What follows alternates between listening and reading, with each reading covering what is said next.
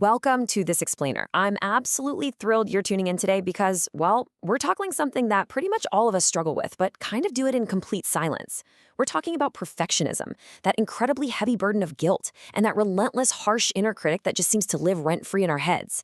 If you've ever felt like you're stuck on a treadmill of impossible standards, you are definitely in the right place.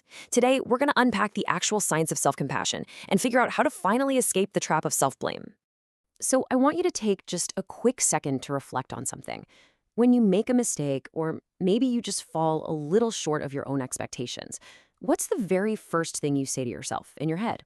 Is it a word of encouragement, or is it a pretty sharp reprimand? Like, why is it that when we stumble, our gut instinct is to punish ourselves instead of just offering a helping hand? Honestly, it's a fundamental question of human psychology. Just think about this stark contrast for a second. If a close friend came to you after making a mistake at work, or maybe struggling with a really tough parenting moment, you'd probably tell them something like, hey, it's totally okay, you're human, you'll do better next time, right? We offer them warmth, we offer brace and understanding. But if we make that exact same mistake, oh man, the dialogue totally flips. We tell ourselves, I'm such a failure, I literally can't do anything right. This massive, glaring contradiction between the warmth we offer our struggling friends and the intense harshness we direct at ourselves, well, that's exactly where our suffering begins. Okay, let's dive into this. Here's how we're breaking it all down today. First, the trap of self-blame, followed by our 3 emotion regulation systems. Third, the science of self-compassion. Then we'll walk through 10 questions for self-understanding, move into a mindfulness breathing exercise, and wrap up with restoring inner connection. Let's get right to it. Section 1. The trap of self-blame. Why perfectionism causes suffering. Now, if you're someone who constantly beats yourself up, I really want to validate your experience right off the bat here. This is a remarkably common psychological hurdle. We live in a society that really equates harsh self-criticism with having high standards.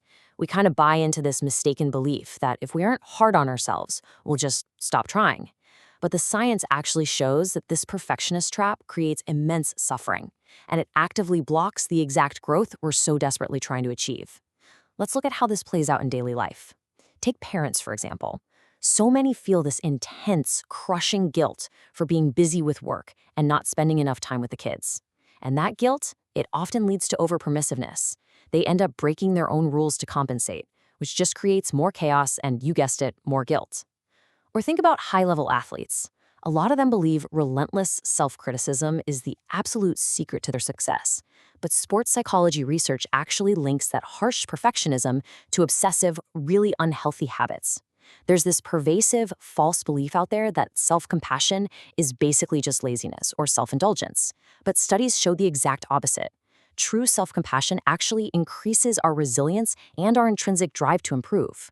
It's really about taking responsibility, but doing it without all that toxic shame. Moving on to Section 2, 3 emotion regulation systems, how our brains evolved to react. Now, what's really interesting about this slide is that to truly escape self-blame, we have to understand that our brains literally evolved this way. This is not some personal flaw you have. It's an evolutionary design. There's this great framework called compassion-focused therapy, or CFT, developed by Dr. Paul Gilbert. And it explains perfectly why our nines act the way they do by kind of mapping out our brain's architecture.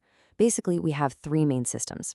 First up is the threat system. This one is built to detect danger, to keep us alive, and it triggers anxiety, anger, and that classic fight or flight response.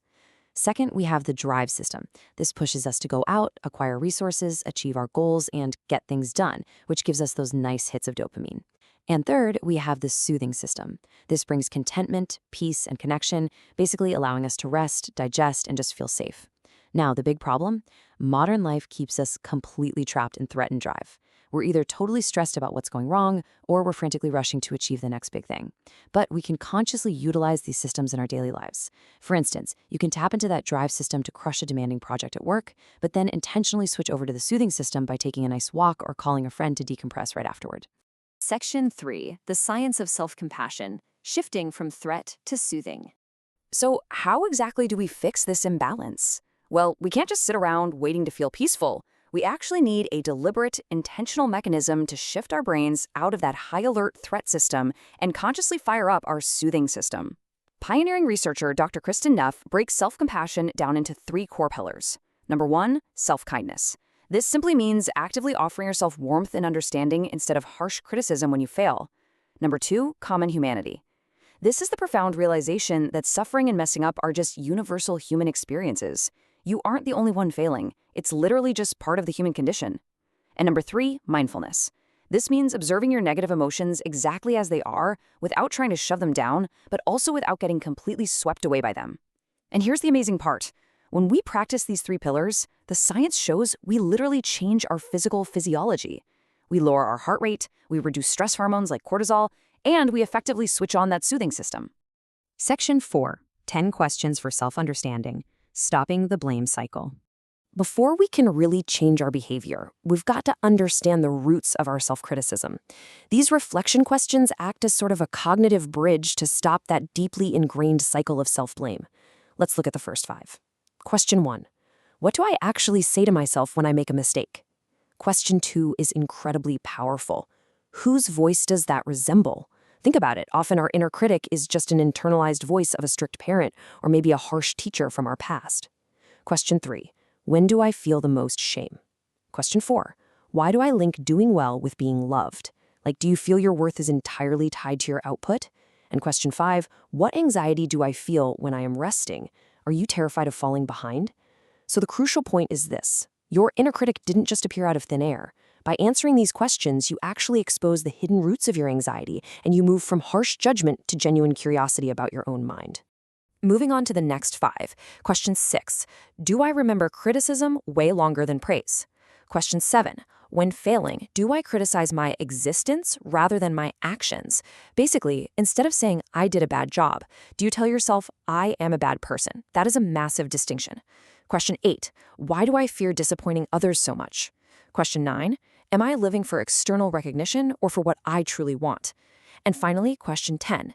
And this is perhaps the most important one.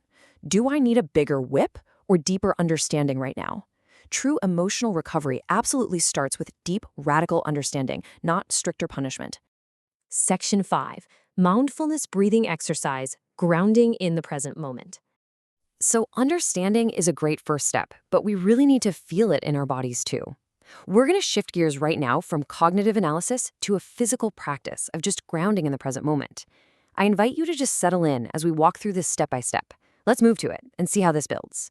First, find a comfortable posture. Really feel your feet on the floor, your spine tall but relaxed, and gently close your eyes. Second, just observe your breath. Don't try to force it. Just notice where you feel it the most. Maybe that's at your nose or the gentle rise of your chest. Third, I want you to visualize someone you love very much who is recently struggling. Picture them clearly in your mind. And as you exhale, send your breath toward them with the intention of warmth and relief. Finally, step 4. Let that person fade from your mind's eye, and now visualize a past version of yourself in a moment where you were struggling all alone. Really look at that past version of you. Send them that exact same warm, comforting exhale. Offer that past self the kindness they didn't get back then. Section 6. Restoring your inner connection, expanding compassion to yourself. Whenever you're ready, you can go ahead and open your eyes. And this brilliantly illustrates the real essence of self-compassion. It's about taking those exact same good intentions, the warmth and the grace that we so naturally give to the people we love, and actively directing it right back into our own nervous system. We can formalize this practice through a traditional loving-kindness meditation. This is where we use visualization and intentional mantras to actively reprogram our inner dialogue. It teaches us to silently repeat phrases, wishing for freedom from suffering, wishing for happiness, and wishing to give and receive love. When we repeat these intentions, especially when we're hurting, we are manually engaging that soothing system in the brain, essentially creating a safe harbor right inside ourselves. We're going to close out this explainer with this incredibly powerful mantra. May you be free from suffering and find peace. And remember, you are absolutely allowed to direct this at yourself. We spend so much of our energy trying to perfect ourselves through punishment. But the science is crystal clear. Lasting growth and resilience, they come from compassion. So I want to leave you with this final provocative question to carry with you today. How would your life change tomorrow if you finally forgave yourself for being human and decided to become your own best friend?